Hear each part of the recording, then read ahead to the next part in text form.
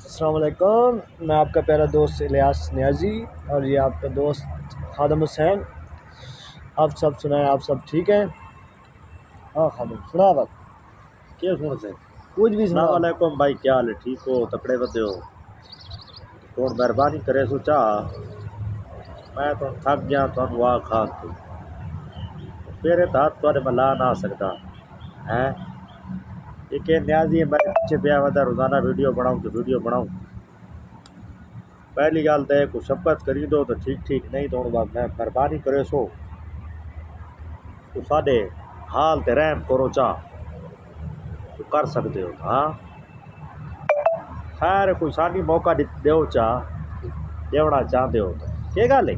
हाँ हक बनता यार। सारी दुनिया च रही पई है सातू कोड़े कोड़े है अजन तो असा तो खुद वाल है गुजारे थे ये चंगे साहब कोने समझींदे पे पता तुसा समझाए ये पर्सनैलिटी सारी गाड़ी गुजारे दी है सारे को कोड़े कोड़े झले ते कले वधे उन्होंने तुम सपोर्ट करी दो सान कोने करी दे है इनके नालू टावे दो के गल हो। हाँ ना यार कोई अखे नहीं यार मैं तो पेट पेट के थक गया इन्होंने वाह खा के है उन्होंने क्या खाया यार उन्होंने गल मननी कोई नहीं लेकिन गल तू नहीं मने ना मेरी हाँ गल तो उन्होंने वजावण वाली तो गल नहीं वजाण वाली ना बस लितर मारन वाले करा मैं जो सारे संगी मंगी मुँह कर गए सारे एक चिड़ाई लगा गए दूसरा चिड़ाई लगा गए असा बैठे हैं इतने असा कि चलो ठीक है हम भाई टाइम पास करके ना कोई वीडियो बना के इन्हें दे देवें पता नहीं तो करे सुखसा नाल के ये सलाह आओ। हाँ मैं दा जेड़े साढ़ा यूट्यूब हो तो भावे घंटी है कौन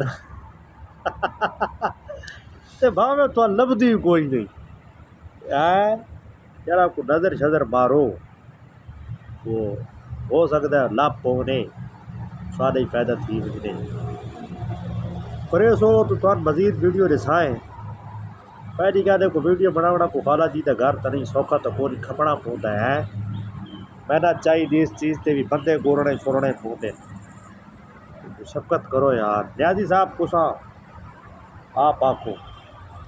जी जी खादम गल भाई दी गल तो सुनी हो सी ते इन्हें बंदा बस थोड़ा जिहा ये सामने रंगदा उन्हें गला माड़ियां नहीं करे ना गला चंगियां कर ना कहीं कह ले आदे न के ये गल्लां ते कि तेरियां पेके ने वंजण देनियां मैनू ये इहदियां गल्लां गल है जो ये गल ते कोई नहीं सुनी असां दी शादी जो कोई की तो पे के किने वैसा है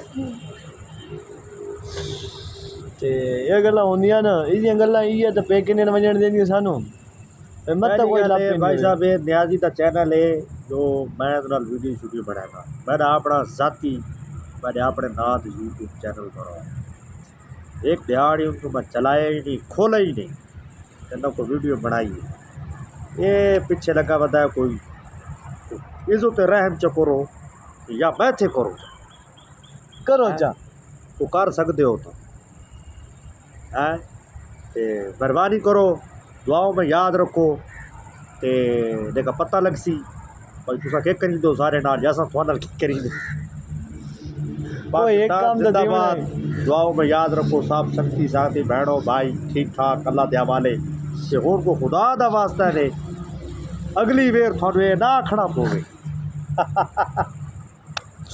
ठीक है भाई रब रखा।